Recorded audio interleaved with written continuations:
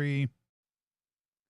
And we are live here on Plus One EXP's Roll for Content channel. My name is Tony Vicinda. I'm Chief Alchemist here at Plus One EXP, which is a channel that's dedicated to helping amazing players find great designers whose games they can love, and amazing designers find great players who love their games. We do that in a lot of different ways, but the most fun way is sitting down with those designers and some other amazing folks to play those games, and that's exactly what we are doing tonight. We are going to be playing the Cryptid Show, which is live right now over on BackerKit.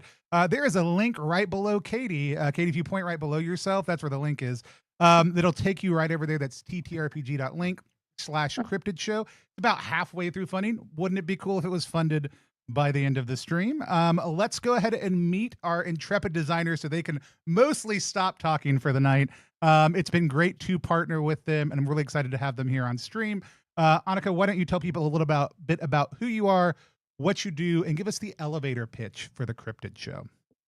Of course. Unfortunately, the first thing you need to know about me is that I'm a consummate yapper, so my ability to do an elevator pitch, it's a very long elevator. It's a very and that's time. Solid. Thank you, Anica. All right, I gotta go. Sorry. Sorry, my ride's here. I gotta go.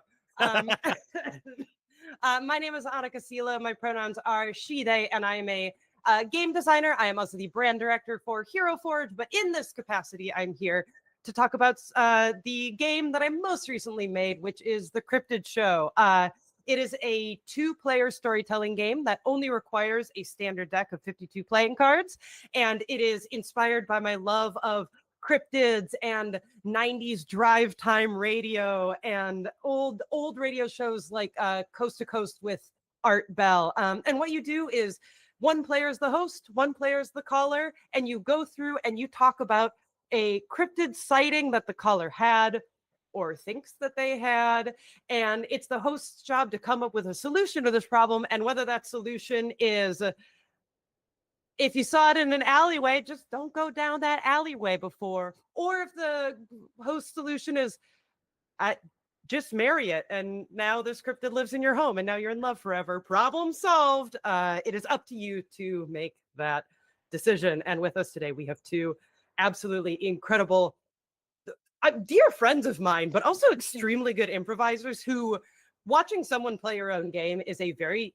specific, I think it's maybe the secret 10th circle of hell, but I am genuinely so excited to see these 2 play this game. So without further ado, Kate, why don't you start and introduce yourself? Hi, that's like the nicest thing anyone's ever said about me. Hi everybody, my name's Kate. I go by Katiesaurus Online, where I am a speaker, an educator, an author. I guess I can legally say I'm an author now.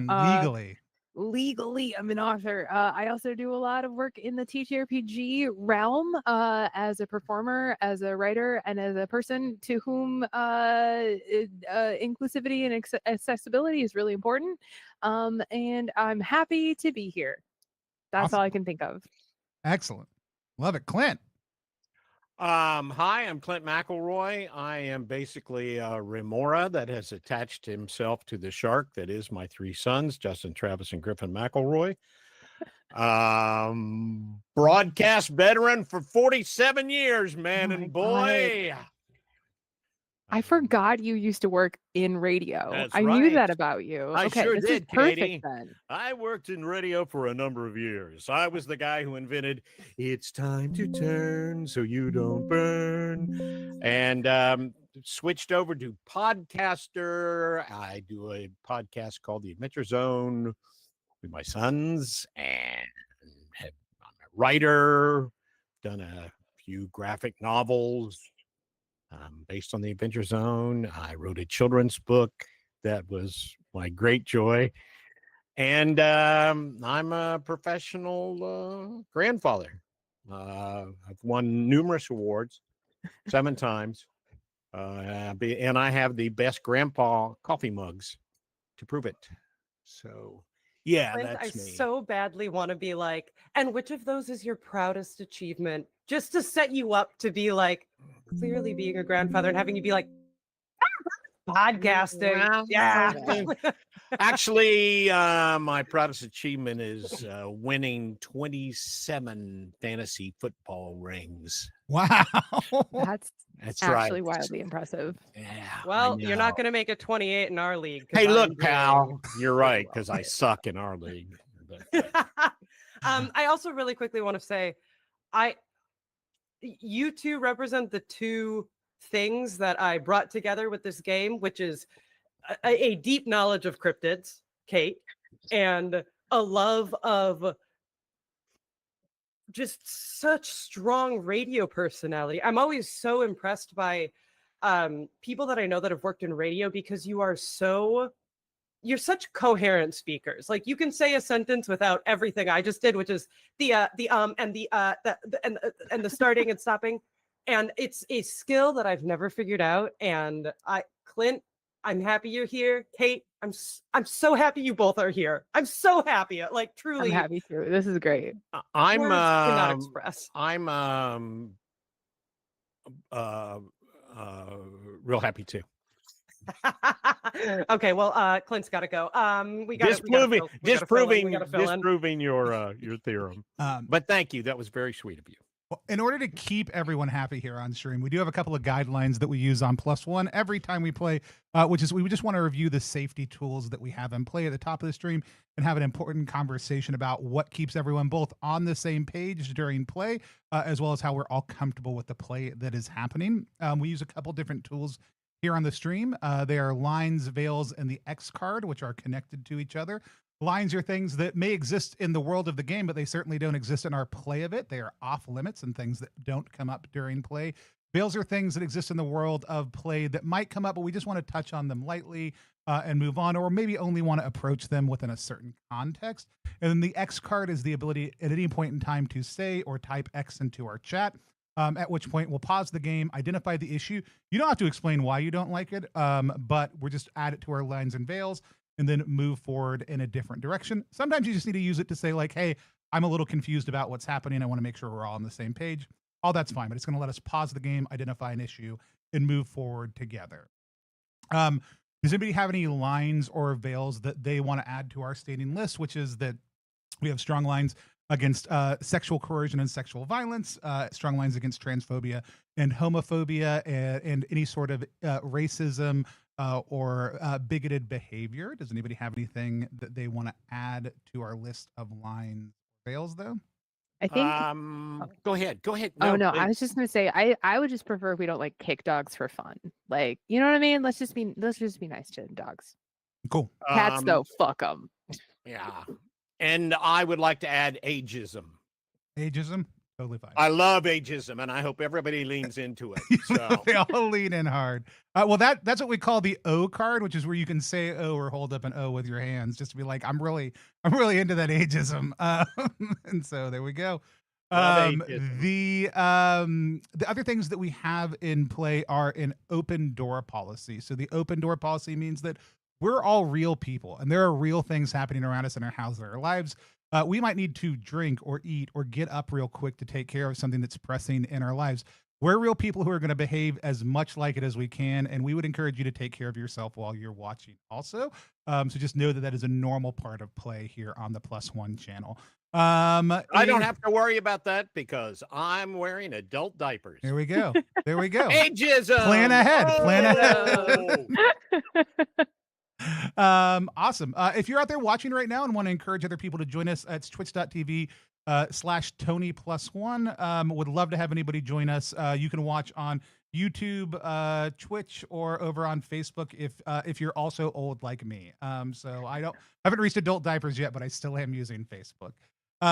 With that said, we're going to do things a little bit different today. Anica and I are not going to be playing. So we're going to walk through a little game setup and then kick things over to our two players to enjoy this stream. I am very excited to watch Clint try to muster up the ability to play a radio host at some point. Yeah, can you imagine? It's going to be really hard. A huge stretch. And I can't channel my Just inner as a quick Art aside Bell. to Kate and Tony, I wanted to give this young blood an opportunity. I'm throwing him a bone. He's new, So just up and coming.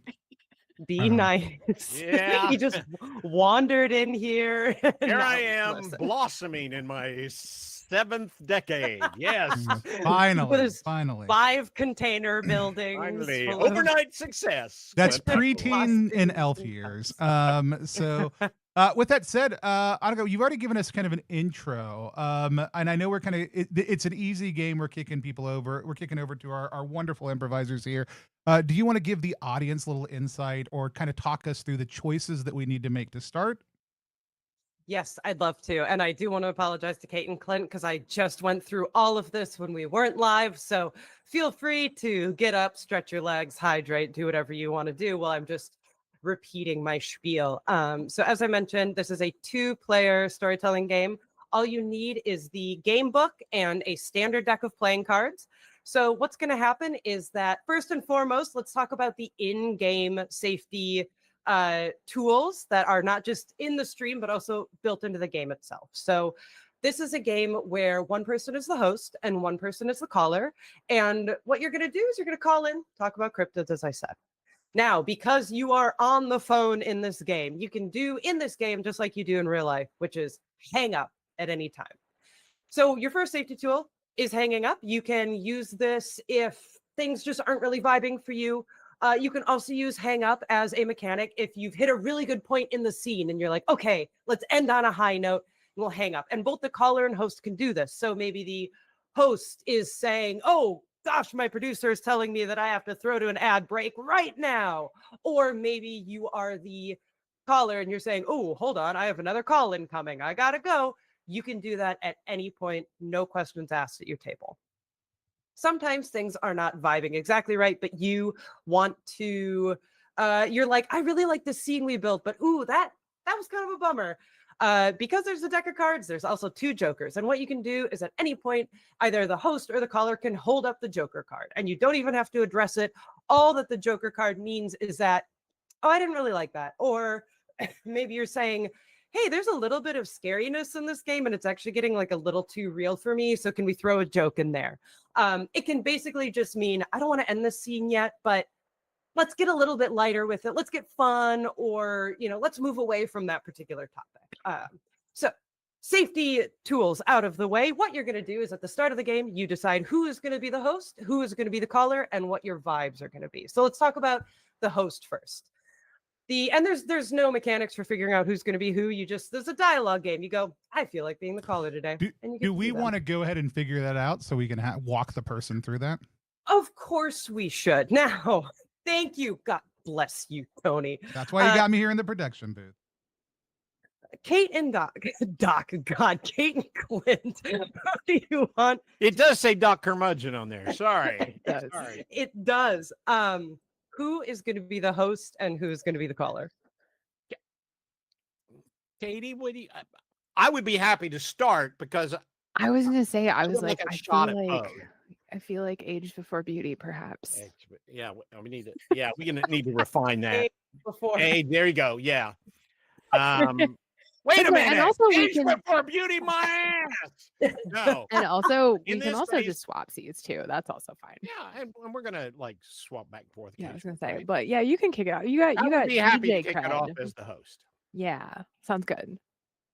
Wonderful. So they've decided who's going to be the host and who's going to be the caller. But a host does not exist in a vacuum. So now it's up to the host to figure out what type of show they want to do. I'll give some quick examples and then Clint, you can get into it from there. And of course, again, this is a collaborative thing where both the host and the caller will decide. But you could choose from being a manosphere podcast talking about, oh, I love my all meat diet. It makes me look healthy and good. You could be a fitness influencer on Instagram Live. You could be a 90s shock jock radio. You could be any of those. And if you're having a hard time coming back up with it, at the back of the book, there are some tables for you to choose both show types, which range from very, straightforward, simple, where it's like, hey, you're on a video game live stream, perhaps on a website like you're watching on right now. Whoa. Or maybe it's whoa. Or maybe it's like, hey, you're broadcasting from around a random number station that keeps breaking into the broadcast for some reason. And then you can also choose your caller characteristics. So that can be your own personal little quirks that you make up or sorry, your host characteristics. That might be your own little personal quirks that you make up on the spot, or maybe you can pull from the table at the back of the book again. So some of the things on the table, which you just draw 6 cards and you associate your ace through 6 with the 6 on the table, and then you pull one at random if you want to randomize, or just select the one you want. So that could be anything from it's your first day as a host and you don't know what's happening, or it could be you're secretly trying to do a Michael Caine impression. There's a ton that you can choose from. So with that said, Clint, what type of show are you doing and what are your caller characteristics? I think I would like to be I think skeptical, but maybe like 51% Scully and 49% Mulder. Convincible. I don't want to be ironclad. Is that okay? Can I do that? Yeah. I think to kind Absolutely. of I think maybe like an Art Bell kind of thing, because I listened to Art Bell for years and years and years and years, and always felt like he made the callers feel like he believed everything, but maybe there's a little doubt in the back of his mind. But I would like to be convinced, thus putting all of the weight on Katie. So yeah, I think mostly skeptical, but willing to listen. Wonderful. Now, what type of radio show are you doing? Are you doing something like Coast to Coast? Oh yeah, Around? yeah. Classic. Yeah. We play a little jazz, a little talk, but mostly the talk. Kind of a Harry Shearer show, where songs are merely punctuated. Because when I started in radio, we would do 7, 8, 9, 10-minute bits, and maybe throw a song in, and then do another 10-minute bit, and maybe throw another song in. And by the time I left radio, it was song, 30-second bit, song. So I hearken back to the olden days. So yeah, I think kind of an Art Bell kind of show with a little bit of music, but mostly talk.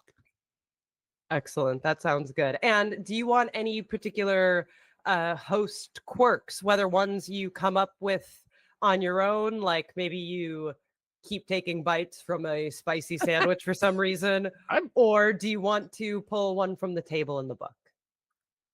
Well, let me look at the table. I want to embrace the game as much as possible. While Clint looks at that, I did type it into chat, but if you are watching right now or later, really, it won't impact things later, but you can do it also. We'll probably throw in some fake sponsors as we go, and we'll need some ideas for that. So chat, if you want to throw some fake sponsor ideas down into the chat, we would love to have those to be able to give Clint to improv some ad reads for. To lean into the game, I'm going God. to draw a card to determine my host trait. Okay? A 6. Oh no. Oh, awesome. Experiencing severe gastrointestinal distress and trying to hide it. Awesome. Great. Yes. Love that for you. Oh, because that's my life. Who amongst us hasn't been at work doing a little bit of the old, maybe if I make myself big, it'll sort of, nope, maybe if I make myself small. I'm having a little trouble getting that one down, Vern. Not right now on stream, that's for sure. Wonderful. So we have your belief level, we have your show type, and we have your fun little quirk. Now, Kate, let's meet your character. This one's a little bit more freeform. Just tell us who you are, maybe how much you believe in cryptids, and if you have any color traits as well.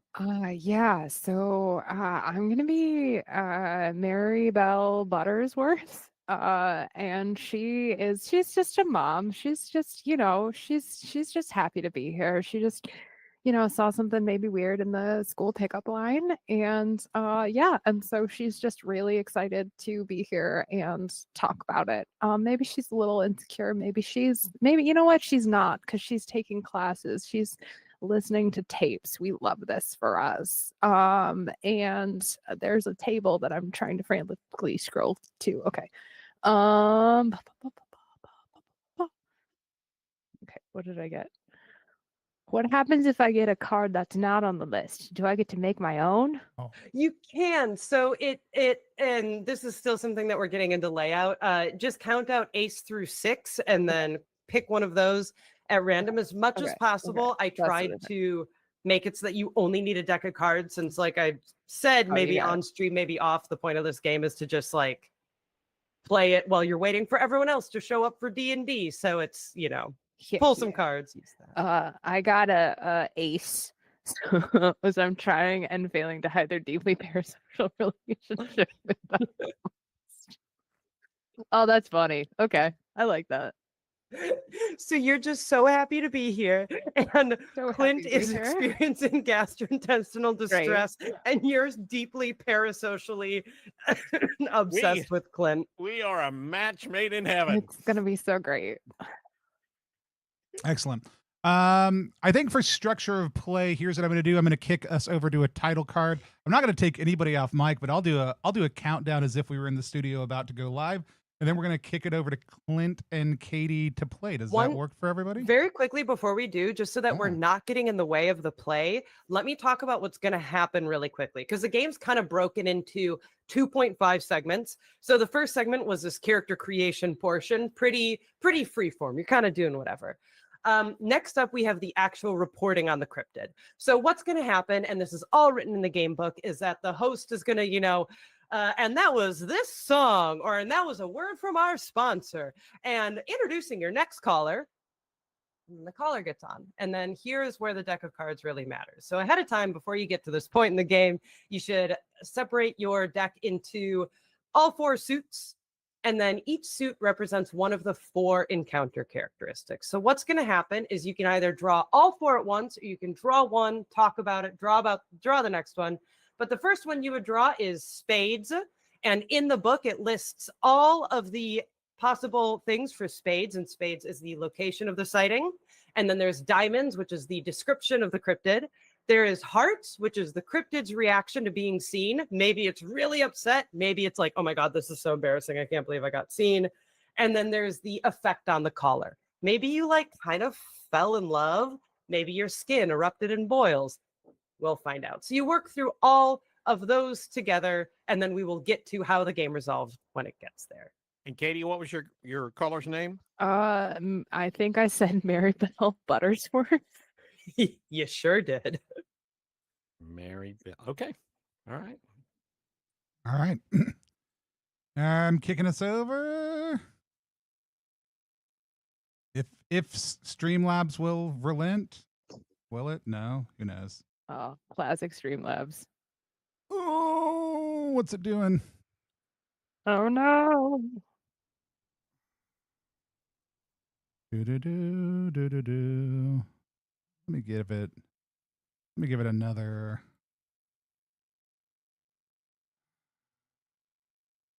All right. We are off of being able to preview transitions, but we are where we need to be. All right.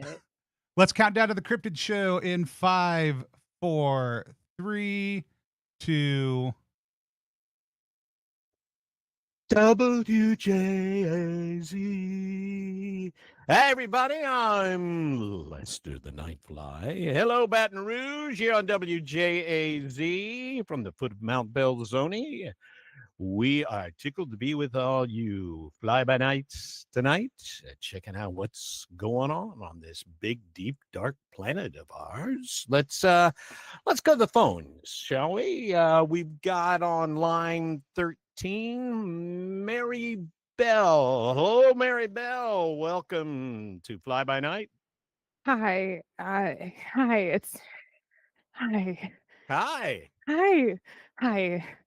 Yeah. Okay. So we've established you're high. Okay. Now, what else? What else you want to talk about? I'm a first time caller, long time listener. Mhm. I was calling because I know that, one of our shared values really are about exploration and curiosity into the Mm. world. And I had just the funniest thing happen to me, and I thought, who else to hear my tale but you? So Well, I'm flattered, and I'm glad that you called in a matter of self exploration. But we'll get back to that. So tell me, what have you experienced, Mary Bell? well, you are not gonna believe this. So Probably not, but go ahead anyway. there I was on the roof of my neighbor's house. Now, I'm not usually on the roof of my neighbor's house, but it was the 4th of July and we were trying to get closer to the fireworks for Mhm. safety. You know what I'm saying? It was one of those Yeah, things. yeah, And absolutely. and I hold on, I think I have to draw another card. Oh, all right. So you're playing cards. All right, go on. Yeah. And so I look over and you're not gonna believe this. You're not gonna believe what I saw. I saw my doppelganger, someone who looked just like me. Like, I know that we're on the phone, so you can't tell, but let me just let me. Hair blonde, curly, Right. knee small, keeping it tight, even at 50. I'm Mm, loving it. I'm in my boss era, and I see. And but the thing is that normally, if it were me, you would smell what? Chanel number 5, right? okay. I know you like that. But instead, I smelled the coppery stench of raw meat. Instead of Chanel number 5. Instead of Chanel number 5, it's just meat, Oh, just I see. So just yeah. just raw meat. Yeah, disgust. I don't know. I don't know. So I'm looking at her. She's looking at me. We kind of do like a Spider-Man mean thing. That's my Mhm. son's into that. I'm not quite sure. And I'm just staring at I guess me, not me, meaty stench me. I'm not sure. Where Um, was this doppelganger? Was she also on the roof with you? She was in the yard In and the just sort of yard. standing. Yes, but the craziest thing happened. Every time I looked at it, it just went this sort of mitosis. So Mm, so first there was just one me mm, over in the yard by the fire pit, and then there's a second me over by the deck chairs, and then there's a third me over by the Buick, and it just kept happening. And so all of a sudden there were 6 of me and well, one of me and 6 of her, 6 of me sure. and one of I'm not quite sure. You know what I'm saying? How And doppel were these gangers? I they mean, were did of they of did they all of all the gangs that I've seen doppled, I mean, I would say that it was pretty gangbusters doppelganging.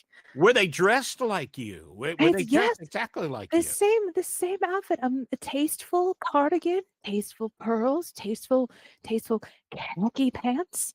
Oh, right. But they fit well. Not too much ankle, not too much calf, an appropriate amount for Good choice. our Good choice. nation's birthday. Yes, You know what I'm saying? absolutely. God bless America. God bless America and Yes. these United States. And as I'm looking at these 6 me's, 6 hers, 6 thems, I suppose, uh, uh, this sort of intense moment of vertigo. I got Mm. real dizzy and I actually fell off the roof. No, get out of town. Broke both my legs, both my arms. And Did you? Did they yeah, automatically have broken legs when that happened? I was writhing in pain, so Yes, of I'm course you not were. quite sure. But I did see one limping away, so Mm-hmm. perhaps. Mm-hmm. Um, but yeah, and it was such a funny thing. I guess I wanted to call and get your advice. I wanted to call and see if you had any thoughts or opinions, or could perhaps come over and personally inspect. You just, I Um, just wanted to hear your thoughts and your opinions. well, as you know, Mary Bell, this is not a taped show. This is live, and I mean, I just started my shift, so we may have to table the whole meeting face to face, creepy episode for later. Let me ask you something. Was there anyone else on the roof that saw these doppelgangers? Oh yeah, my best friend Clarabelle and her sister Sarah Bell. So Mary Bell, Clarabelle. Sarah Bell. Yeah. Yes. Sort of like a hocus pocus thing. We call Sure. ourselves Oh, a coven. yeah, that makes sense. You have a dog named Tinker by any chance? Oh, did you know? Hmm. Well, I mean, like you said, we do have this connection, maybe. Oh, so you think so too? So What? what did Clara and Sarah do when you fell off the roof? They just left you there writhing? Oh, Did they see the doppelgangers? they did. They did see the doppelgangers. We all saw the doppelgangers. They all were sort of, a guest, a gape and a guest. Oh, of course. Both And a gape and a ghast. yes, at the same time. Oh, Sarah Bell called 911 for me, and Claire Bell sort of went into the yard and kind of go on, get out, Yeah. out of here. Oh, so they were Doppel- trying to, yeah, okay. So they were trying to chase away the doppelgangers. Yeah, because good friends are hard to find, Sure. and so when you find one, you don't want the extra six, so Mhm. it made sense. So she sort of chased them into the woods, and they skedaddled. Yeah. And yeah. and then I was just, I cried. I was on the floor. I was Oh. crying, and Ah. then the ambulance came, and that the rest is, as they say, history. Sure, I understand that. And so they're all gone. You're there. Mm, Ambulance came. mm. So what kind of solution are you looking for? It sounds like you're all right. By the way, how are the legs? They're healing slowly but surely. I spend a lot of time looking out my rear window. Yeah. Oh, yeah. With binoculars. Yeah, That's- yeah, exactly. Where? I mean, if I may ask, where?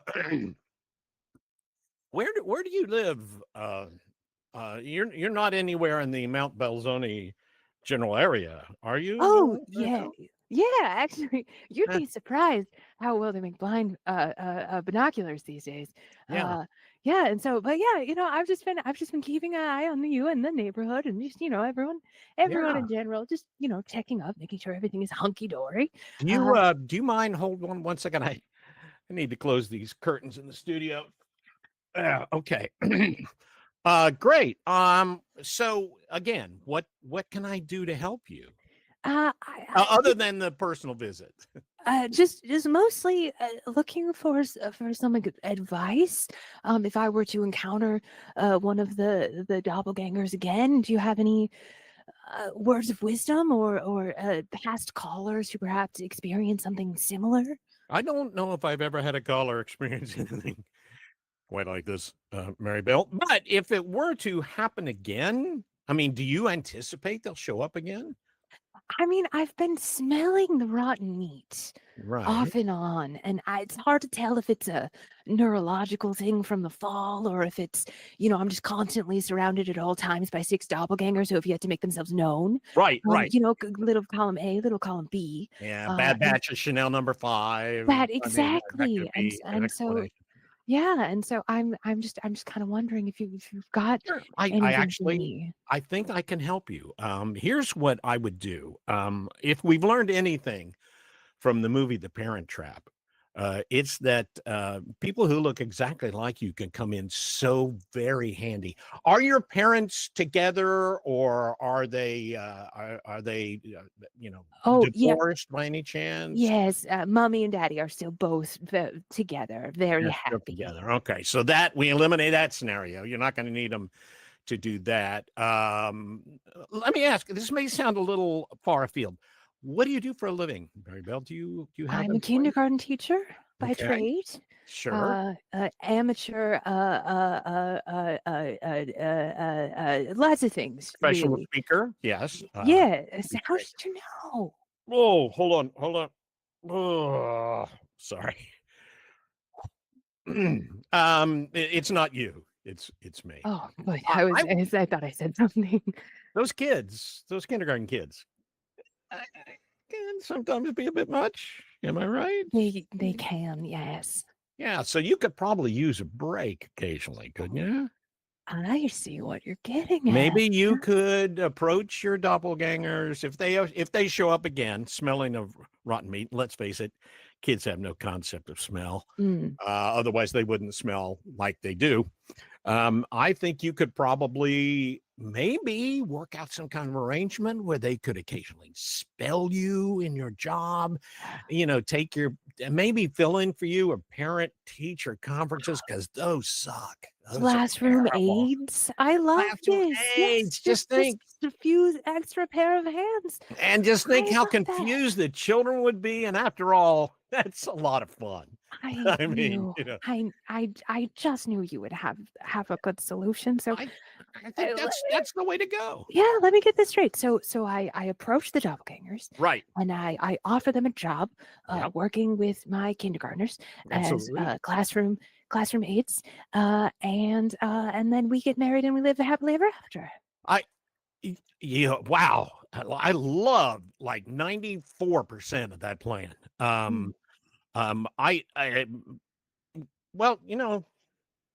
Well, my shift's over in about 3.5 hours. So, I mean, wait a minute. Are your legs in casts? Yes, currently. Okay, well, maybe we'll hold off on that for just a little while, because I mean, I want you to be able to host us to the best of your abilities. That makes sense. Of course, but anytime you're welcome to stop by for lemonade or coffee or a ginger ale or a Coca-Cola or a Sprite or a whiskey if you're a drinker, or any beverage. I'm happy to provide. So you are beverage rich. I understand that. Beverage rich, friend poor. So it'd be lovely to have a new friend. Hey, we're gonna fix that, aren't we? My new friend. My new friend. So you're saying we're friends? No, I meant the doppelgangers. They'll probably be your friends. Well, I'll tell you what. I'll run all this by my wife and see what she says. We'll see what I can work out. So actually, I'm sorry. Actually, something's just come up. I'm actually gonna have to go. But thank you so much for your advice. Thank you. Oh, So no, my pleasure. You've never talked about your wife on the show before. I'm just gonna have to go. Okay, before you go, any chance you have one of those doppelgangers' number? I mean, no. Well, we'll talk. We'll talk later. Click. And we'll be right back after this from Marcus Welby, MD. Amazing. Tony, you want to throw us back to 4 Up? And yeah. Oh my God, I'm so mad that I wasn't on camera for that, because I was literally dying because I'm getting over being sick and I was hacking my lung up. But you both were so funny. I almost had to take a lap with the Rear Window reference, Kate. That made me that classic Alfred Hitchcock humor that I'm known for. Thanks for not going with Psycho. Appreciate that. Although you did a little lean into it. A little. It got a little Norman Bates either at the end of the Mother would be happy. So we went through the 2.5 parts because the way that you sort of end the scene is exactly what Kate and Clint did. For you viewers at home, it is listed out in the game as well. But basically what you do is, the point is to just sort of have a fun time collaborating. So once you've worked through all 4 encounter characteristics, the host gives their solution to the problem. And what you do is, as the caller, you can choose to accept it or reject it. And the way that you go about doing that is doing exactly what Kate did, which is going, now let me get this straight. And you sum up everything that the host has said. And you can either go, yeah, I think that's a really good idea. Here's how I'm going to execute on that. Or you go, I think I'm going to do this instead. And then you come up with your own proposed solution. So this is exactly how the game is supposed to be played. It should be just a fun little, I'm just sort of building a scene while we're hanging out at a bar, waiting for people to show up. We're just bored on a Friday night, and y'all did it. It's almost like y'all have played games before and know how to have fun, which is wild. Incredible, amazing.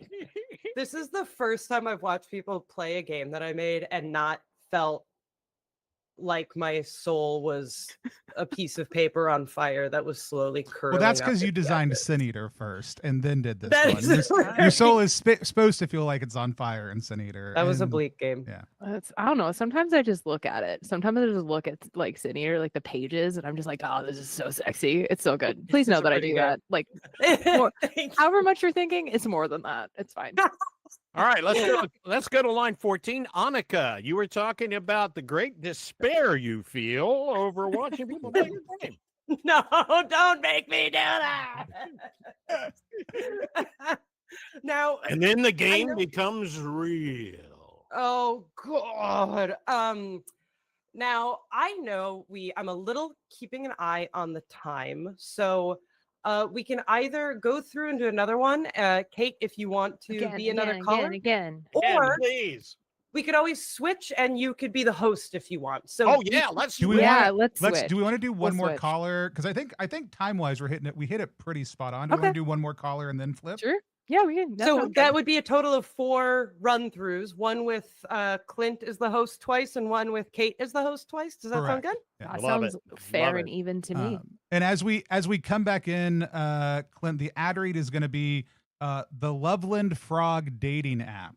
The Loveland Frog dating app. Whatever you think that is, that's who's sponsoring this episode.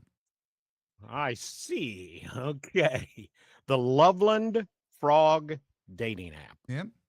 And Oh, we also, go ahead. really quickly, if you want to change your host and caller, you can do that now. If you want to be, you can be a new host. You can take new host characteristics in case you took a gas X and now you're doing all right. It's entirely up to y'all. This game is more of a framework than anything else. So Cool. I'm gonna switch my collar, but it'll be a Okay. surprise. I'm gonna stay as Lester. oh, what are you going to continue having gastrointestinal distress?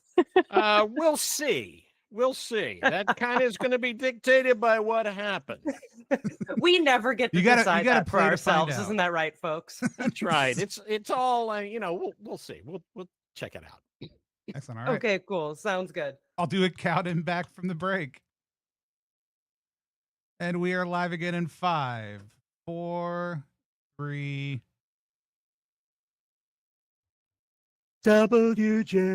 WJZ. And we're back. Thanks to the Loveland Frog dating app. If you've got a frog and he's a horny toad, then you need to contact the Loveland Frog dating app. They will hook you right up. Pollywogs may not call. I'm Lester the Nightfly. Hello again, Baton Rouge, here from the foot of Mount Belzoni, where we are taking your calls to find out just what exactly is going on in this wild, wonderful, wacky world of ours. And we've got a mystery caller up on line 26. Dear God, Bob, how many lines do we? Okay, so by the way, I want to thank Bob, my engineer, for giving me an enema earlier during the break. It has really seemed to have helped me out. And no, get your minds out of the gutter, all of you fly-by-nighters. Let's go to line 26 again and see who our mystery caller is. Hello, line 26, mystery caller. You're on with Lester the Nightfly. Hi. Hello. Hi. How are- Hi. I'll Hi, be- I'm Claire. I'm 7. It's really nice. I've always wanted to be on the TV, but I guess this is like the second best thing is the radio. Me and my dad, we listen to your show every night before I go to bed. And Really? he said What, that what I time could- is your bedtime, Claire? It's like 11:30. My dad's not a very good dad ever since mommy left. But so anyway, he basically lets me do whatever I want. But anyway, he said that I could call and tell you what happened to me the other night because he said that maybe you would like to hear the story. Do you want to hear the story? I really want to tell you the story. Oh, absolutely. I think it's going to take about 14 seconds. Go. Okay. So, You're not okay. So my dad, he's a security guard at the mall, and sometimes when he forgets to book a babysitter, which is like a lot of times, honestly, he Sure. lets me go to work with him. So it's like kind of like every day is take your daughter to work day. But I just mostly sit in the security office and I watch people steal stuff and I don't say anything because honestly, like the real villain is capitalism. Uh-huh. And so but I was watching the security footage, and you know how how like old people they like all the cameras are old and they don't have phones and it's just like film, like film, Yes, I do know some old people who do know how to operate phones. Yes, go ahead. yeah. And so but I was watching the security footage in my dad's office, and you're not even gonna believe what I saw. I will try. Ask me what I saw. What did you see, Claire? Oh, I saw a cat. It was a cat. It was a kitty cat. It was Mhm. just a cute little kitty cat. I really wanted a cat, but my dad won't let me get a cat because he says that now that mommy left, there isn't anybody to take care of the house anymore, and because I have to get older and do it. And so, Yeah. so I was like, okay. But the thing about the cat was like the vibes were off. Vibes. You know about vibes. That's good. I do, yeah. The vibes of the cat were like sometimes you look at a cat and you're like, that's a good cat, and sometimes you look at a cat and you're like, fuck that cat. And like, but honestly, dad taught me that word. And but it's fine. And so, but yeah, and so I was looking at this cat, and just the vibes were completely off. What did the cat look like, Claire? It was black, and it had like kind of green, like big green eyes. Mhm. But there were 4 eyes. And there Ooh. were like a lot. There was, like a centipede. It was like a centipede, but a cat. But it was like a catipede, if you will, or Catapede? maybe Sure. a centicat. I'm not. I don't know. It's fine. Yeah. But yeah. So it had a lot of feet. It had 4 eyes, and I was like, that's the vibes. The vibe is off on that cat. How many legs? How many legs? I would estimate between 10 and 1,000. Okay. So actually what you're describing seems to be more centipede than cat. What kind of cat features did it have that made you think it was a cat initially? Well, it had a tail, and it was Oh, black, and it was small, and it had like cat ears, and oh, it kind of like okay. it was like it was kind of acting like a cat. It was Mhm. you know how like a cat like will just like stare into your soul, and you know that it knows all of your secrets and all the bad things that it's ever done, and then the cats go to the North Pole and they tell Santa what you did. Sure, I've read a lot of Stephen King. Yes. Yeah, it was like that. And so when I saw the cat and I was just watching the security footage, like it wasn't even like I was there in the room, you know what I mean? But it just stopped what I was doing. Oh. And it gazed at me with a look of polite interest. And I Mhm. thought, that's pretty cat-like. But but the 2 of the eyes got really big, and then 2 of the eyes kind of narrowed, and I was like, I don't know, inside me are 2 wolves, and so maybe Oh. the cat is like that too. Wait, back up. Just discussion. Inside you are 2 wolves. Yeah, that's what that says because I have ADHD, and so like sometimes I try to be good, I try to be like really polite and like really quiet, and like I try really hard to sit still. But the other wolf is really angry all the time, and it wants to Oh. fidget about, and so I crave chaos at all Oh, times. And sure, I like to set fires, Uh-huh. and so yeah, and so but the cat was just kind of like that, and so I'm just like staring at this cat, and it's staring at me, and I'm staring at this cat, and like but it's through the security camera, and I wasn't even there. It was all the way across the mall. And And then, how did it make your 2 wolves feel? well, my skin began to blossom with patches of creaky chitin, which is a Oh, word that I recently learned in science class. my God, you must have a very progressive school. Yeah, it's I'm homeschooled. I mostly just look up stuff on Yes. YouTube, Okay. and I sort of teach myself, and but so but yeah, and so I sort of became encased in this chitin, if you I will, which I'm Not to be confused with chitin. Go I'm on. nearly certain that I'm saying that word correctly. No, I But think when you you learn are. words Yeah. from like seeing it and not hearing it said out loud, is it chitin? No, Is no, no, no, no, that no. Oh, right, no, no, Lester? no. No, I'm chitin prepared is to take the just note. I I think believe education, we should always be learning and oh, always growing. absolutely. That's how I pronounce the word kitten is chitin. Oh, yeah, So you can see my confusion, obviously. yeah. But so anyway, so yeah, so I saw this cat, and then my dad said that I couldn't take the cat home because maybe it wasn't a cat, and maybe it was some sort of horrific abomination, unfit before the eyes of God. And so I just I didn't I don't have a cat I don't have the cat, but I just kind of thought maybe because I listen to you every night before I go to bed, and so I thought maybe if you had any advice or any suggestions on how to get my dad to let me keep the cat. I named him Lester. I named him after you, actually. Oh, you darling child. Yeah. Oh, You're that's my favorite. Oh, well, thank you. I'm getting a lot of that tonight. Well, Claire, let me ask you one question. Do you have any other pets? I had a goldfish, but unfortunately he has shuffled off this mortal coil. Oh, I see. And Yeah. are you uncomfortable discussing how your fish passed? Oh no, I'd had him for a very long time, and so I think he was just kind of an old fish, like what they say, one fish, two fish, old Yeah, fish, old fish. yeah, dead fish, live fish, Yeah, exactly. absolutely. Yeah. And so Um, yeah. Okay, so there's room in your household for this abomination catapede, right? I think so. I mean, it's still pretty small. Like it wasn't like a big monster. It was just How big was it to accommodate 1,000 legs? well, that's a soft estimate. Sure, But sure. I would say approximately cat sized, but maybe a little longer. Claire, listen, and I'm going to be honest with you. As a father, even though I have no children, I consider my listeners my children. Um, taking on a pet is a great responsibility. Yeah. I mean, you have to make sure the pet is fed. Uh-huh. You will have to make sure that its potty processes are dealt with. I think you know what I mean, even though anybody who knows about hellscape abominations and stuff already knows about cat poo and cat pee. Yeah.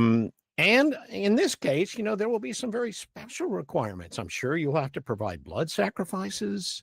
Yeah, I mean it's the cat. He has been coming to my window, and Mhm. and he has been whispering the secrets of the universe to me Sure, fairly frequently at this point. sure. And he did tell me that he primarily feeds on blood sacrifices and human Mhm. flesh, and so I was kind of wondering like if Sure. you knew if there was like a store in town, or like is Mm. it more like should I call like the morgue? I don't, or like is it more of a grave robbing thing? I don't know. I'm a kid, so I don't really know all this stuff. Sure, I know. I'm not sure you can hide behind that anymore, Claire.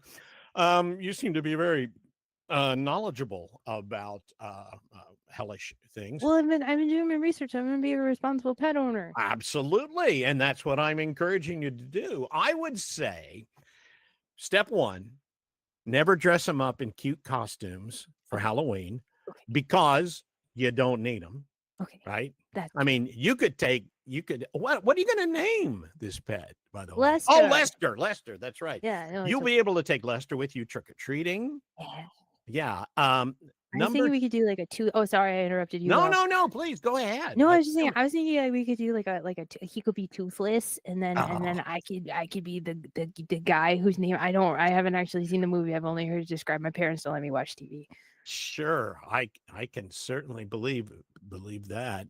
And then, like I said, in talking about the care and feeding, you're going to have to groom, and let's face it, you're talking about thousands and thousands of claws that you're going to have to trim. So you're going to have to put a lot of work in. As for taking care of the catipede's dietary needs, I think you've kind of already answered your own question. Do you remember telling me about all the old people that were wandering around the mall? It's a great idea. Yeah, and old people are very slow. Yeah. Very slow, Claire. I mean, some of them have to use like walkers to get around, and they're very easy to catch. And since you're homeschooled, it's not like you're hanging around with little kids. No. So my suggestion to you is take Lester for a lot of walks. Okay. Through the mall. Okay. At lunchtime. Lunchtime. Wink, wink. Oh, I see what you're saying. And the other thing is, because I'm not a young chick myself, I would like you to perhaps call the radio station in advance here, WJAZ at the foot of Mount Belzoni, and let me know when you are going to take your Lester to the mall.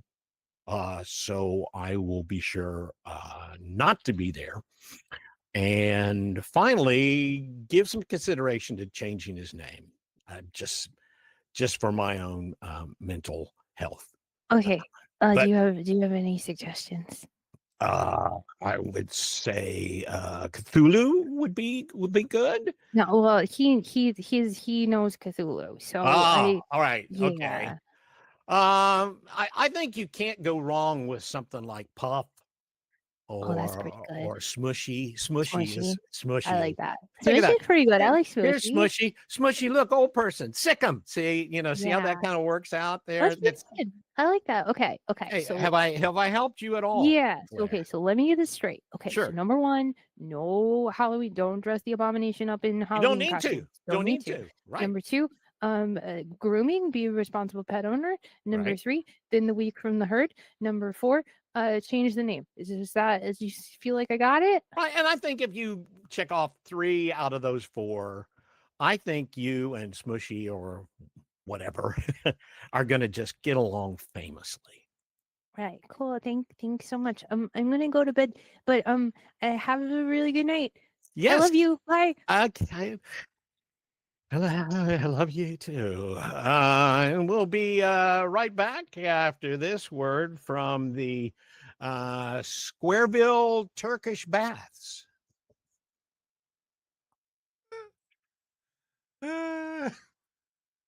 Clint, I'm too sick for you to end on something like that when I have to unmute because I immediately went into a coughing attack. Sounds like you need to visit the Squareville Turkish Baths. Yeah, go to the And of course, Squirrel to get that. I'm the first one that violated the ageism thing. So I called it out in chat. Don't worry. You're already canceled. And so Oh my gosh, that was fantastic yet again. Kate, you make such a good child. Clint, you you. are so good a at wonderful talking child. to that was real grandpa testing field there. And so It's true. You got to lean into what you know. lock in. Oh no! Oh, not the coughing. And I'm that was sorry. the night coughing. that Anica realized she had consumption. Oh, no.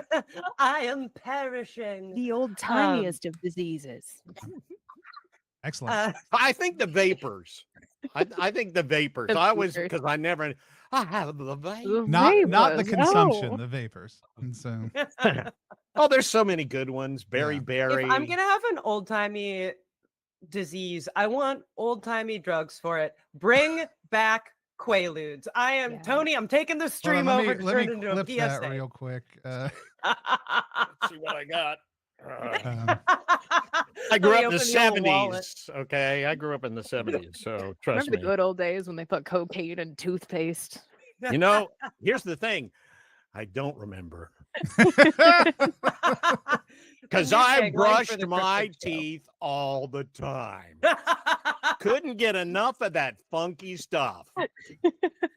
Oh, amazing. The new All right. tagline for the Cryptid Show is just the Cryptid Show. I've heard nothing but good things about Quaaludes, which would actually still be correct. it would work. for It the would be vibe just of the fine. Yeah, And so, honestly. awesome. All right, we ready to switch amazing. roles?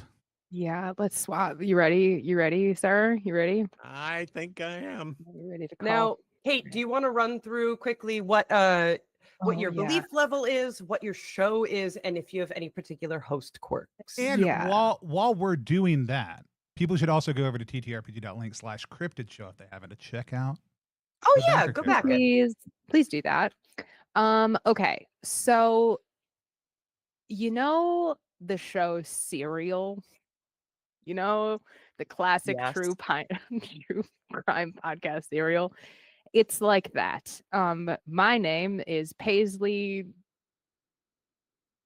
Buttersworth. They're related. No relation. As an improviser, I only know 2 names. Yeah, and so it's like a serial true crime podcast getting to the bottom of all of these strange going-ons that have been happening, doing interviews with people. And I'm going to say that my belief level is, it's hard to like tell yourself to pick a card, any card, like it's the Uno Reverso. I'm an 8. So I was like, yeah, I'm pretty on board. I'm pretty on board with it. I'm pretty like, yeah, I do believe. Yes, awesome. And then the host traits.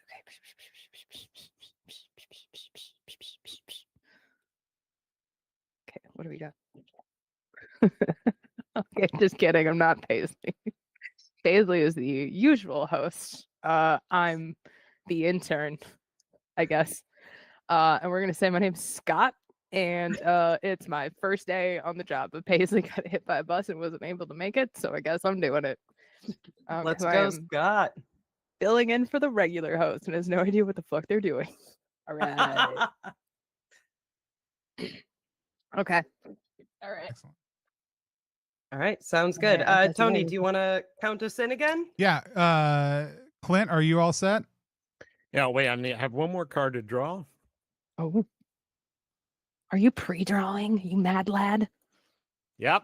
It's Okay. a way to do things. And Absolutely just so you know, Kate, the sponsor for this episode for Scott is Werewolf Community College. Okay. Okay. Cool. All I'm right. glad that none of my pens work. This is exciting. The Love this truest test of an improviser. Right. And- How quickly can you pre-write your jokes? My pen's not working. And we are live in 5, 4, 3. Okay, come on, Scott. You got this. You got this. Oh, no. Oh, hey, everybody! Welcome back to NPR. We are coming back from our break. This break has been brought to you by Werewolf Community College, where you get your credits before the full moon hits. Lots of great programming coming up for you later tonight. But right now I'm filling in for Paisley Buttersworth. She unfortunately couldn't make it into the studio tonight. So it's my name is Scott. I don't remember if I said that. Get it together, Scott. And so yeah, anyway, we're just gonna jump right into the show. Caller number 1. Why don't hold on, I think there's like a hello. Ah, Shit. be quiet. No, just shut up. Yeah, hello. Hi, Paisley? Is that you, no, Paisley? no, this is, I'm so I'm sorry. a big This is, fan, lass. I love you, Paisley. I love you. oh, thank Lot you. of love tonight. So thank you so much. Who I'm not Paisley. I'm Scott. I'm so sorry. I know you're probably disappointed. Frankly, I'm disappointed too. What's your name, caller? I'm Booge McGillicuddy. Scott, you said, like Scott. Scott. Yeah. Is that with 2 T's or 1? 2. 2 T's. Okay. Yeah. At the end. Yeah. Yeah. You got a Yeah. last name, Scott? Oh, Kilt. Yeah, Scott Kilt. Yeah. All right. Well, then I'm glad I called. Yeah. Sorry. I'm supposed to, okay, hold on. Paisley wrote down the questions I'm supposed to. Okay. Yeah. Scott, thank you so much for calling in. We are excited to hear from you. Please tell us a little bit about your story. You sure Paisley is not there? I mean, like somewhere like in the back room or, using the toilet or anything like that. No, she's going through a really tough divorce. I'm so sorry. I wasn't supposed to say that on air. Right. I understand. Yeah. Okay. Well, Scott, and I like the name. Oh, I just got it. That's yeah. It's dope. Sorry. Okay. Oh Anyways. boy. Okay. Okay. You know, Yeah. if you wanted to put me on hold until Paisley got back, I mean, that'd be, I mean, never mind. I could, but it's oh Mhm, boy, mhm. it's not great Sure. over there. So I All would just right. yeah, it's fine. We'll just edit this part out. Sure. So Yeah, I yeah, understand. Yeah. So listen, lass. I said lass. Is it lad? Are you a lad or a lass, or should I not be personally, that specific? I I don't know what the Scottish term is for they. Uh, I will. I think it's non-binary. I don't. I'm sorry. Non-binary. Yeah. Check Okay. your So accent, sir. you're But no, I'm just a guy. I'm just honestly, just a I'm just guy kind of a little guy. Okay. talking Anyway, to a guy. Well, listen. I don't know how much charge I got left on my phone. okay. So maybe I better get down to it, right? Yeah. Because I'm here in the deep dark woods. Oh my God. Uh, Like right now, currently, you're in the woods? I'm in the woods, yeah, and it's the signal's not great here, but I mean it's Whoa. okay. And I just had Yeah. something so amazing happen that I thought, well, I better call my good friend Paisley, who I talk to all the time, and look at here, I end up a Scotsman talking to a Scot. I'm so sorry to disappoint you. But Uh, also, what's going on in the woods? What are you seeing? Can you tell us what's going on? Yeah, it's really right next to these woods. There's a bit of a lock. Oh, Uh, I do you have it, like a like LOCH, a lock, like oh a okay lake, like a lake. oh okay. Should I say Sorry, I lake? don't. No, it's fine. It's you. Okay. You. No, it's good. I'm sorry. I interrupted. You go. You just keep. Okay. You There's a just keep going. Yeah, sign. yeah, yeah. There's a sign. Loch Elliot. It says. So Okay. I'm here at the edge of Loch Elliot, Okay. and there seems to be something huge out in this loch. It's moving about. It's looks a little. It's kind of shiny, Okay. but it's like a very large toad. Okay. A toad. Yeah. Uh, like kitchenware size. Are we talking like a like Oh a no, no, no! saucer? A much larger toad than that. Okay. I mean, Okay. this is it kind of surfaced, in the water, and I saw bumps, and it turns out it's just a very large toad with a very bony back. Okay. You get that sometimes. Yeah. Mhm. Yeah. Is And it? and I'm looking at it. Is it what? Go ahead, dear. No, I was just all right. What is it? Is it observing you? Does it seem to like care that you're No, observing it? I don't know if it's seen me quite yet. Could you like It's poke it with a Oh, stick? wait there. No, I'm not getting close enough to poke this beastie with a stick. Are you mad? No, I shouldn't have raised my voice because when I said that to you about being mad, it started looking at me, and Oh, it opened its mouth. oh, Oh Lord. Oh, this is an orthodontist dream. I what mean, do you see? it's like all these teeth, like tiny like human teeth. Ah, Oh my God. gross, which is a great word to say when you're Scottish. It's got all these tiny little teeth lining its mouth. Oh, now I would say it would be hell on ears of corn, but right now it's kind of scaring me. And it's looking at me, Oh, the and okay. good lord, it's kind of moving towards me, Oh, okay. and it looks absolutely disgusting. Oh, oh, It looks well, terrified of seeing me. oh, Me, a big well, toad with a mouthful of teeth, is well. disgusted by seeing me. I mean, you are an intimidating Scotsman. No, not really. No, I'm Italian. What are you talking about?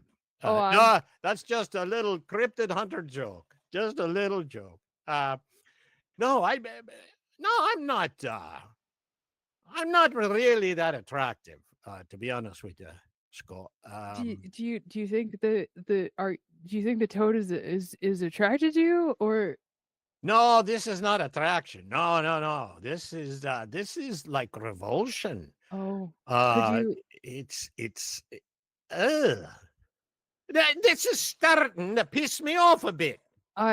could you perhaps do you have anything in your pockets? Could you give it like I don't know some candy or like Oh, maybe you not could that. do a little Wait, dance? I have my lunchbox here. Hold on. Oh, wait. Oh, I may have identified the problem. It's smelling me haggis. Oh yeah, Ah, that'll do it. okay. That's much easier on me ego because I was, if it hits haggis, okay, join 98% of the planet, I guess. But no, that's not it because it's not even looking at the haggis. It's looking at my face. I had a lot of dermatological problems Oh. when I was a wee lad. And Well, I mean, okay, I don't wanna I don't want to inadvertently cause offense, but is it possible that you a Scotsman with human teeth and frog-like boils and otherwise frog-like skin, no offense, is it possible that maybe the frog is just excited to see you? Perhaps it sees in you like seeing Nama's someone frog, the from frog the in it home, recognizes the yeah, frog in you. from the home country, yeah. Yeah, so Oh, something like that. I what mean, should I I? don't. What should I do? I mean, have you tried? This is gonna sound wild, but we've had weirder stuff on the show. You could try kissing the frog. I've heard sometimes that's like mixed results. Oh, It might eat. It could eat you. It could also. You could meet a prince. I all don't. right, all right. Well, let me I'll give it a try. Let me. I'm walking towards it. Okay. Yeah, be Oh, careful. oh. Ask for consent first.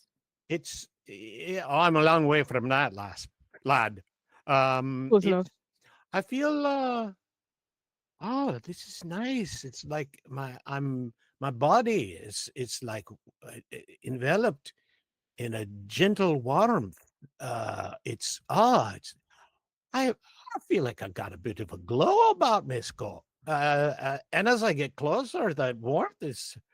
Ooh, Boosh likes that. Boosh is very happy with that. Yeah. Oh, I swear by my McGillicuddy ancestors that this is a wonderful feeling. Okay, I'm about 3 feet away from it, and Okay. it's not moving. It's kind of. I want to say it's smiling, but with all those damn teeth, it's a little hard to tell. Um. Okay. You said to ask permission. Yeah, I mean, it seems polite, Right. Yeah. Okay. Well. Hello, Toad. Uh, Greetings. Hope you're having fun here in Loch Elias, Elliot. My name's Booge McGillicuddy. Oh, it's smiling. Now for sure, I know it's smiling.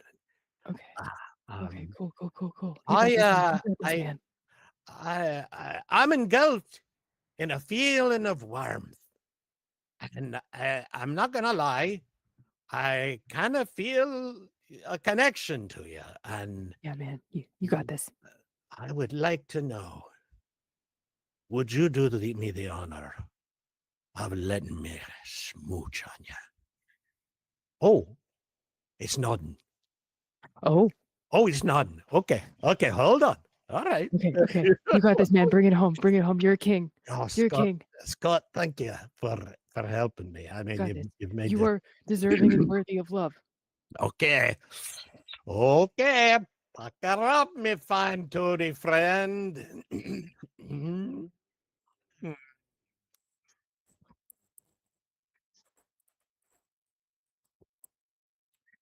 Gross. Very gross. Oh That's my a God, you hard. lived. I No, no, wasn't I okay. yeah. Oh, this is unusual. Ah, What happened? I'm What's going breaking on? out in words. Oh, I've got words. They're spreading from my lips. uh-oh. Over me face? Oh, I'm having a little trouble talking. Oh, okay. Oh, wait, I'm going a little green here. Oh, Green. I don't know why I changed into a rabbi all of a sudden. I'm green, and hold on, Scott. Scott, hold on. okay.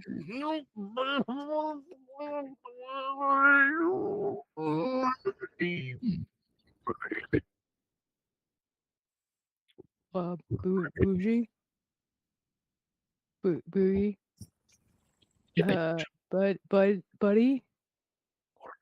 Oh, Paisley's gonna fucking kill me. All right. Well, we're gonna go ahead and we'll send some help out to the. Oh boy, I feel like that's just all on me. I probably shouldn't say that out loud. But okay. We're gonna go ahead. We're gonna take a commercial break. And I'm gonna. Okay. And we'll be right back after these messages here on Legally Distinct NPR. Let's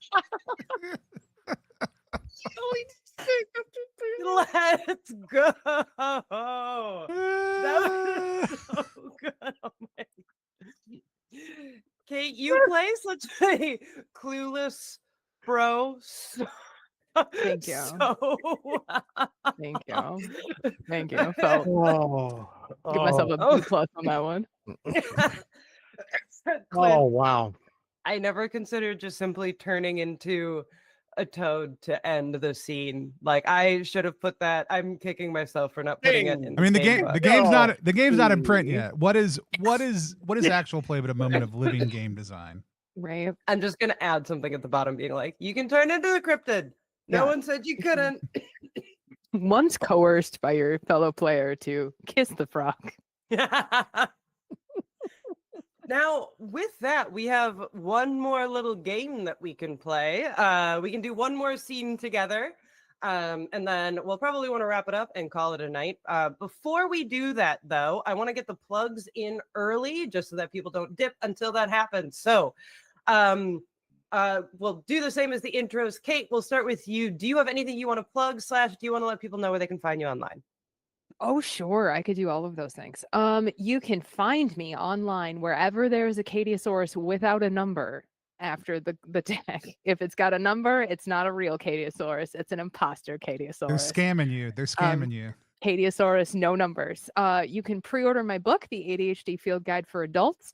Also, I'm going to be DMing for the Danube of the Damned through D3 at Sea. We are taking a European riverboat cruise all the way down the Danube, and then we're going to play Vampire the Masquerade at actual for real Dracula's Castle, and then the next night we're going to have a masquerade ball at actual for real Dracula's Castle. You look me in the goddamn eye and tell me you don't want to go on that trip. So if you want to get tickets for that, I'll be hosting. I'm also actually, Clint, this is because of you. I'm going to be running 5 Sherlock Holmeses, but one of them is a vampire, because I'm not here to play serious games. I'm only here to be whimsical. Oh, I love that game. I love that so game. we'll be doing that.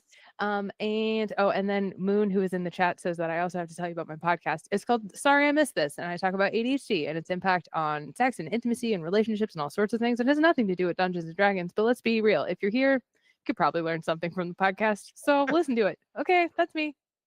Also check out Kate's book. Oh yeah, and it's on sale on bookshop.org because today is Prime Day and they're having an anti-Prime Day sale, so it's on sale. Give me that link. What was it again? It's I don't know. It's bookshop.org. Bookshop. I'll find it. You're fine. That's bookshop. I was like, I hate doing this, but I also know that Simon & Schuster really pays attention to those numbers. And I know, right? It's crazy. I have like a little thing where I can tell how many I've sold, and it's just every day I check and get sad. I do want to say really quickly before we hop to yours, Clint. I went to bookshop.org and I typed in Catiosaurus into the search bar, which I believe you are publishing it under your legal name, correct? Cate Osborn. It's Cate However, Osborn. I will say, when you search Catiosaurus, the only thing that comes up is Cetiosaurus and other dinosaurs and reptiles from the Middle Jurassic. And I thought you would probably. I'm fine with that. Yeah. I'm fine with that.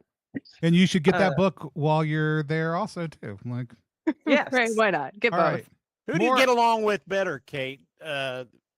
Simon or Schuster? Simon's a piece of shit. So Yo, you heard it here first, folks. Yeah. And he hasn't written anything good since Odd Couple. right, I mean, to be honest with you. it was a deep Now, cut. Clint, where can people I am the find you king of online? deep cuts. We've got a live show coming up in Salt Lake City on October 17th. It's going to be a My Brother and Me show. And then on the 18th, we've got a show in San Diego at the Balboa. That is going to be I believe, oh yes, that's going to be a TAD show. That's going to be the Adventure Zone. And we are going back to the Balance campaign and doing a Balance Adventure Zone. And then on the 19th, we've got a My Brother and Me for San Diego. Tickets are available at McElroy.family. You can check that out. Also, we have put the finishing touches on our 7th and final graphic novel. And for now, in the Adventure Zone graphic novel series. And that's going to be coming out in 2026. We're really excited about that. And we also are doing, we are returning to live stage production of Candle Nights this year. We'll be doing Candle Nights in the Keith Albee Theater in Huntington, West Virginia. And you can find all those things at McElroy.family. It's all right there for you. And I get a $200 bonus just for mentioning that. It's true, which is why I need you to stop mentioning it, because you get an extra $200 every time you do it. That's right. And it comes straight from McElroy.family. Cha-ching! No. Also, I do have to say that right now, the McElroy merch shop has my favorite merch ever made in the entire world by anyone, which is the hand towel that says "You dried," because I'm a huge Dark Souls fan, and that is hilarious. Oh, I left one thing out. Yes, one thing out. I'm going to be doing D&D in a castle in Lumley Castle, just outside of Newcastle, in first week in November. And the week before that, Kate, you'll appreciate this. What is it? I'm going to spend a week in Edinburgh, and one day I'm going out on Loch Ness, and I'm going to hunt. Hell yeah! And Hell I am going to find Nessie, or die trying. So no. So maybe I won't. Maybe I won't be a D&D in a castle. Just make sure you kiss Nessie and see if you get to turn into a Nessie. That's the real trick here. Well, since we're doing plugs, I know we want to get one more in, and I want to leave a little time because I know we want to be done on time. We talked a little bit about it. Let's talk a little bit about the crowdfunding project. Right now, we're about 50% of the way to our funding goal, which we're less than 12 hours in, so that's great. We have a flash funding goal of a sound bank and some amazing music. But we haven't listed out our other stretch goals yet, things that might come as the game gets a little bit bigger. Anica, can you tell people a little bit about some of the cool things that might happen if they go back to the Cryptid Show and help us get up higher? Gosh. Yes, I can. So we have our 3 big stretch goals. We are bringing in 3 guest writers. We are bringing in Jonathan Perez Galvan, aka Latinos Against Spooky Shit, who has such a deep and interesting knowledge of cryptids and the supernatural, and I'm very excited for him to be writing on it. We're going to be bringing in Ifeanyi Wei, who's going to be bringing a very specific type of that actually style comedy. But the person that, don't tell the other 2, I'm the most excited about is we're going to be bringing in our very own Cate Osborn as a guest writer who's going to be adding your own cryptids. You know so much about cryptids. Who's your favorite cryptid? Okay. So I should say a fun trivia fact about me is that I have a doctorate in cryptology. So I know a weird amount about a lot of different cryptids. I am so adopting you. It's that's the nicest thing anybody's ever said to me.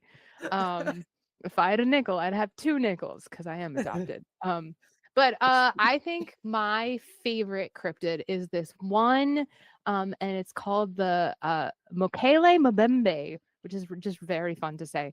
But it's basically like maybe a dinosaur that just kind of like chills, and I think that's fun. And it's like in the Congo like river area, and it's sort of like Nessie but better because it's got a better name, and it's also like bigger. It's a bigger dinosaur, so I think that's cool and fun. Awesome. Help make all those things happen. Head over to the link right below Kate at ttrpg.link/cryptid show. Back it today. If you can't back it because everybody's at different places in life right now, sharing it with other people you know would enjoy the game is the next best thing you can do to help get the word out and help make all these great things happen. So with that said, let's do. You want to do one more call? Do we want to go back to Scott? Oh, sure. No, I think we're gonna meet somebody else. We're gonna meet Roland Hightower. He is a podcaster. This is a deep cut, but you know those like old like Fry and Laurie sketches where the linguist would talk? That's very much his vibe. Oh God, what does it say that I get that deep cut? No, that just means you're a man of taste and refinement is what that means. I've wondered about that. But yeah, so that's gonna be, and it's just it's just his show. And yeah, do we have a ad that we're coming out of? It's the local law firm Corbin, Joliet, and Malou, attorneys at law. Joliet and who? Malou, Maloo. Malou, okay. At law. I mean, that's how I'm assuming it's pronounced. If you have a different pronunciation. All right, that's fine. All right. And real quickly, Kate, do you want to go through your belief level and whether you have any color traits, which you can always keep secret as well. You don't have to share it with the other player. Okay. Belief level is a 4. Yeah, that makes sense. So Roland is going to be something of a skeptic. And so yeah, so something of a skeptic, and so much pressure. And I'm gonna keep this one secret. All right. Clint, are you all set? All set. All right. Here we go. Let's go. In 5, 4, 3.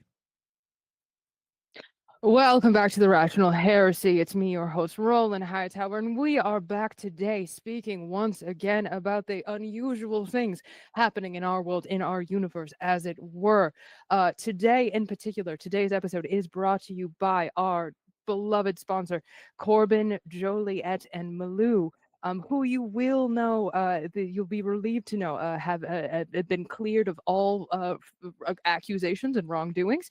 And so we are delighted to have them back as our sponsor. If you are looking for adequate legal representation, I cannot recommend them enough. But without further ado, let's just move over to the phones, where today we have a caller who I believe has something of a story to tell. So let's just open the phone banks, if you will. Hello. Yes, caller, you're on the air with Roland Hightower. Welcome. Thank you so much for being here. Do tell us your tale. Spin us your yarn. Thank you, Roland. Well, I was I'm currently on the graveyard shift. The graveyard. Work. Yes. I'm a taxi driver. A taxi driver. Yeah. My name is Jim, and Jim, the taxi driver. Boy, I tell you, this was weird. I saw something. I just got back because I was driving, and I made a wrong turn, and I went down an alley here in our bustling city, and there was this thing, this horrible thing. Can you describe the thing that you I'm sure saw, Jim? Can you tell us a little bit about what you think you saw while you were misremembering your own taxi route? Okie doke. Well, I got out of the cab, and I looked down the alley. I saw some movement around some trash cans, and I said, "Holy shit! It's beloved character actor Richard Kind." I was as shocked as anybody, because I didn't know beloved character actor Richard Kind was, still alive. But there he was going through the garbage cans. All right. Wow, was I shocked. All right. So to recap thus far, you, a taxi driver, Jim, misremember your route. You take a wrong turn. You are driving down an alley, and you see beloved character actor Robert Kind digging through the garbage. No. Could you tell, Jim, what this character actor was trying to find in the garbage? You give very succinct summations, You should go into the business. Oh, thank you. Well, I thought about it, and I loved him on like Spin City and Mad About You, and his recent guest appearance on Poker Face, in which he was, I believe, murdered. Again, my surprise, he ain't dead. So very slowly, I approached him. I went very slowly. And I looked at him and I said, "Dick?" And he looked up, and there was like old cabbage. Cabbage, yeah. From, I think, like egg rolls. You ever get those egg rolls that you think you're gonna really enjoy, and there's not a single egg in them? I honestly, I hate that. I hate that, Jim. All cabbage. Holy, maybe a little chunk of pork. At least you hope it's pork. But a lack of pork, a stink. The balance is off. I understand what you're saying. A soupçon. A soupçon, if you will. Yes, indeed. Yes. So, Jim, please enlighten us further. So, Richard Kind, a very serious man. Yeah. Well, turning these cabbage rolls inside out. He was serious. Yeah. Apparently, he's on paleo because he wasn't going to eat the fried stuff. Or maybe he does have a big mouth. He does have, yes, and boy, did this guy have a big mouth. But let me tell you something. I got a little concerned that it wasn't the Richard Kind I know and love, because the Richard Kind I know and love is always smiling. But this Richard Kind was did not look kind at all. He was not smiling. He was looking at me, and he did not seem to be very, very pleased. As a matter of fact, I'm going to draw a card here to tell me how he was actually reacting. He seemed very embarrassed that I saw him, as if he had just, performed some kind of cryptid fox pass, or faux pas, if you speak French. And so I felt for the guy, right? I mean, how embarrassing, to be a down on your luck former star of television and screen. Although I don't know if he did a lot of movie work. But I said, Dick, it's okay. It's okie doke. Because I love you for what you did in the past.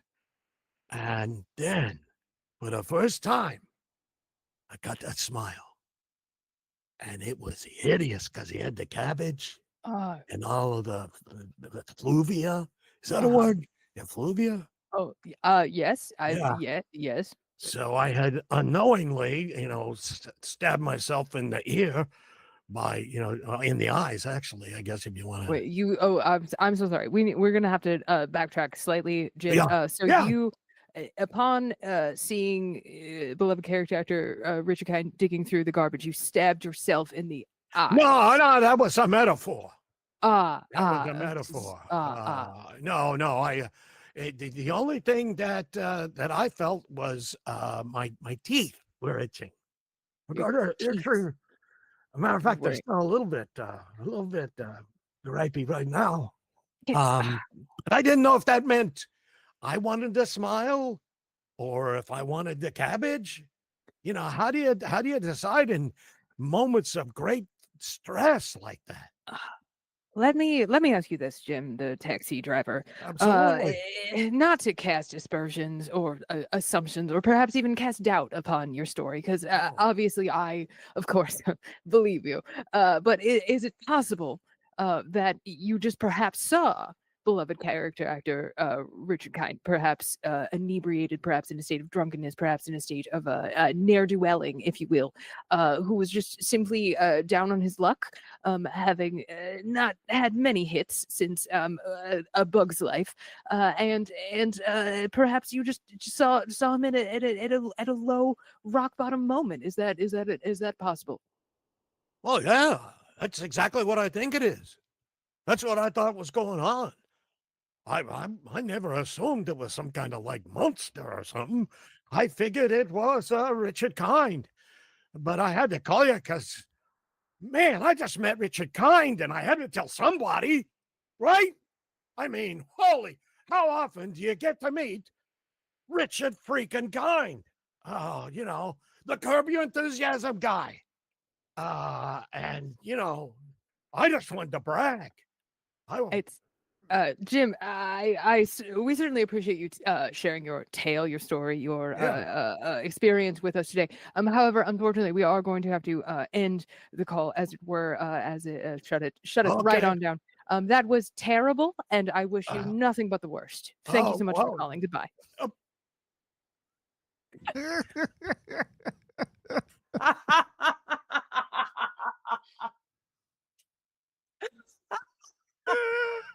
No, it's actually just character actor. Oh man. I love it. Let's roll right into our reaction roll, which is man, I did this bit so long ago and I never envisioned having a McElroy on this. This is a live stream inside of a live stream. It's RTS to sit down with the creators of the show. To sit down with the creator of a game that we just played and talk about what it was like to play that game.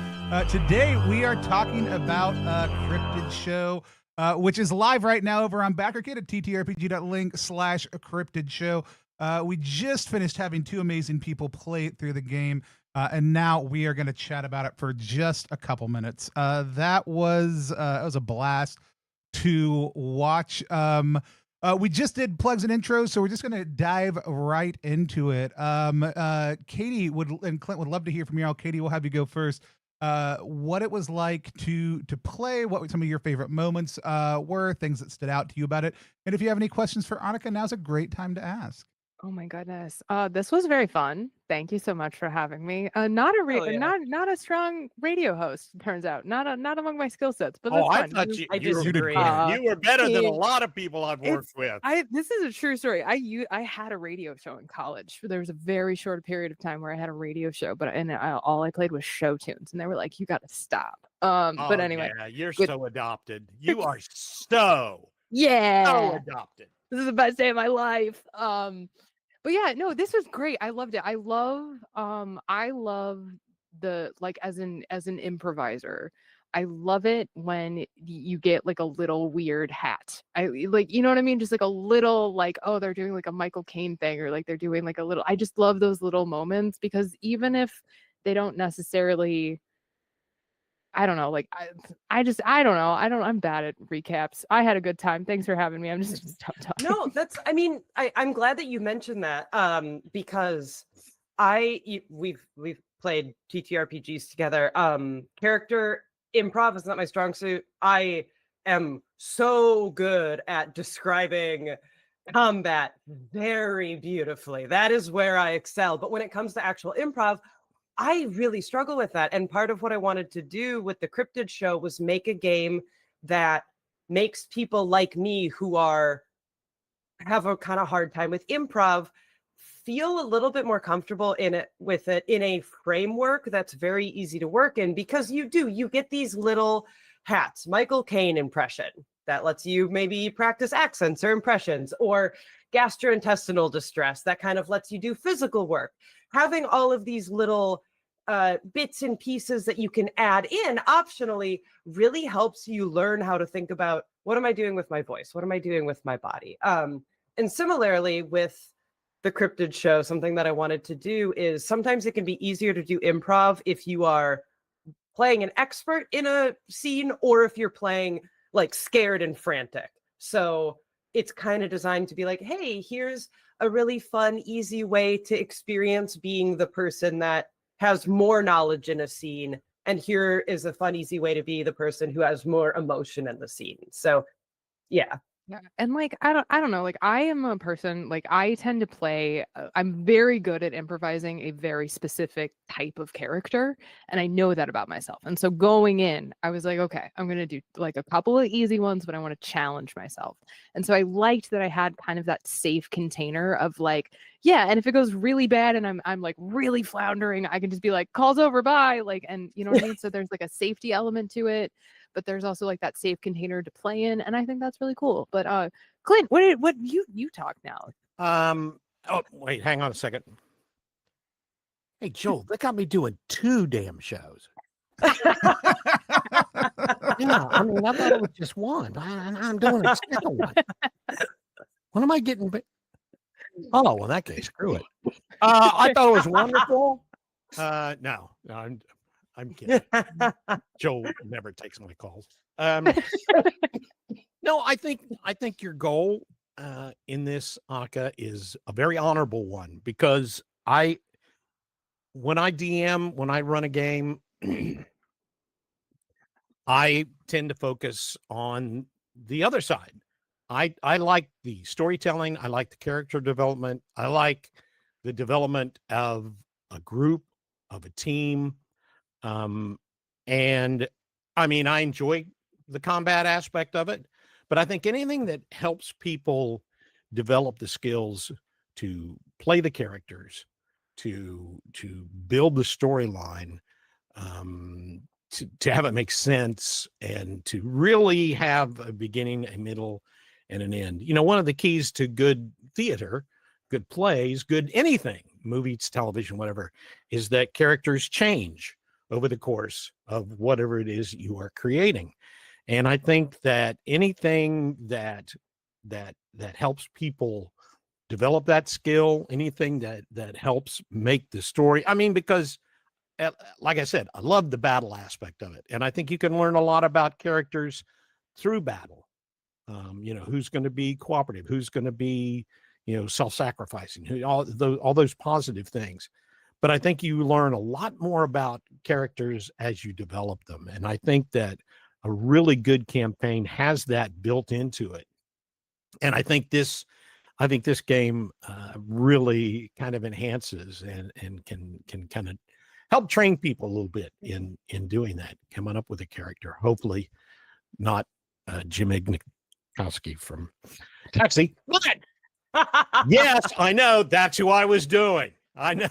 You thought it was Michael Caine.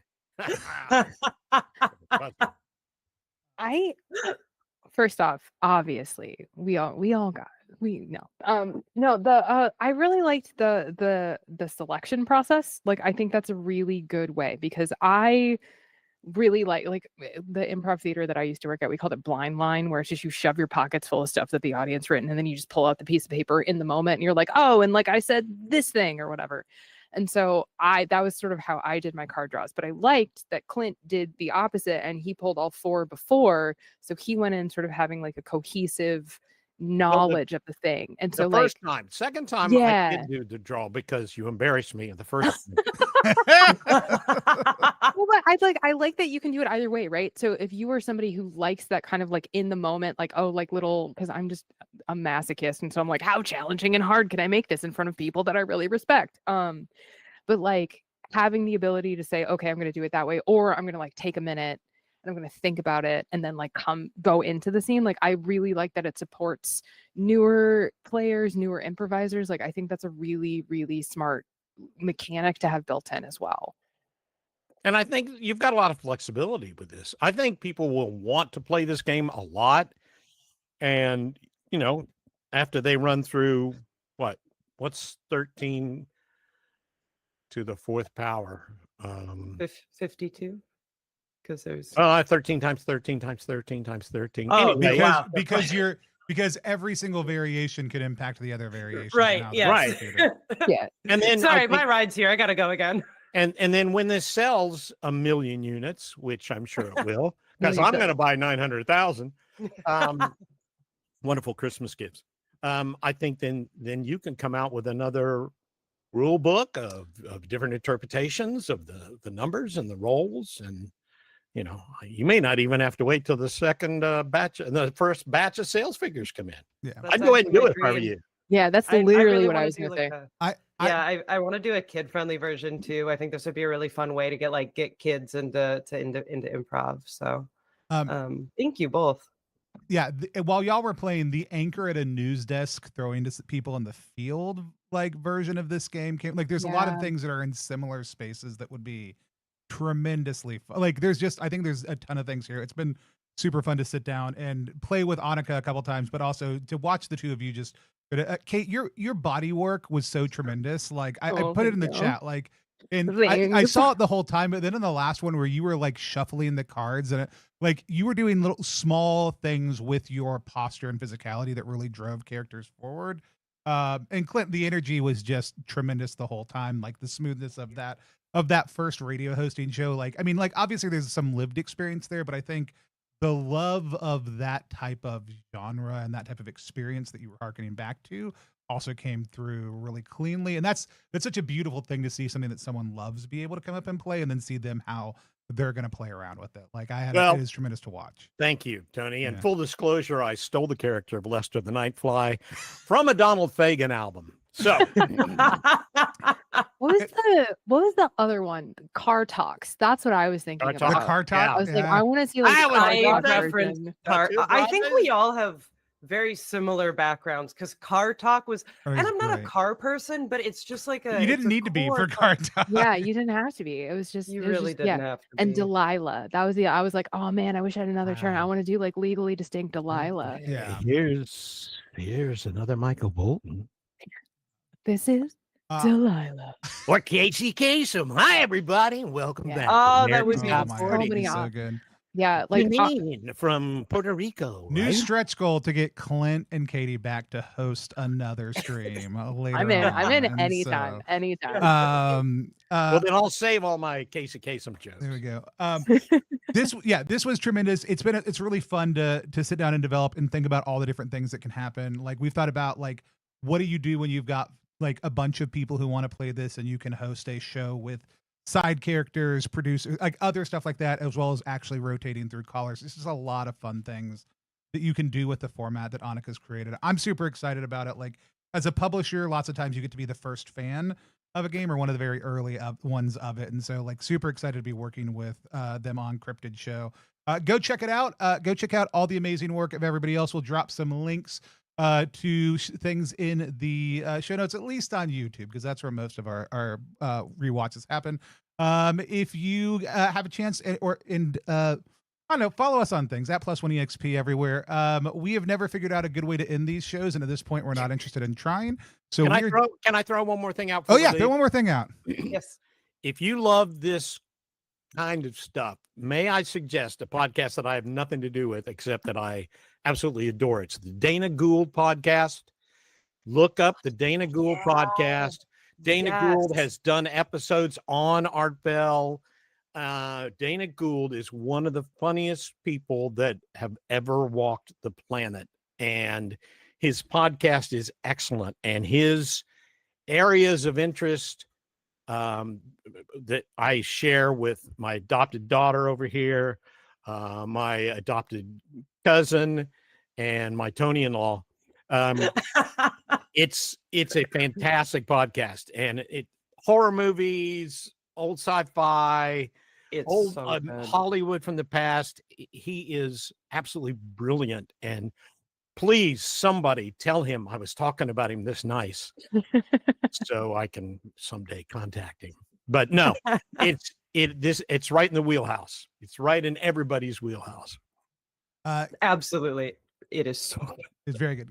Kate, thanks so much. Clint, thanks so much. We've never figured out how to end this show, and at this point, we're not interested in trying. So we're just going to wave at the camera until I decide to take us off air. There's a camera? There's a Bye. camera? Goodbye. Goodbye. Where's a camera? I've been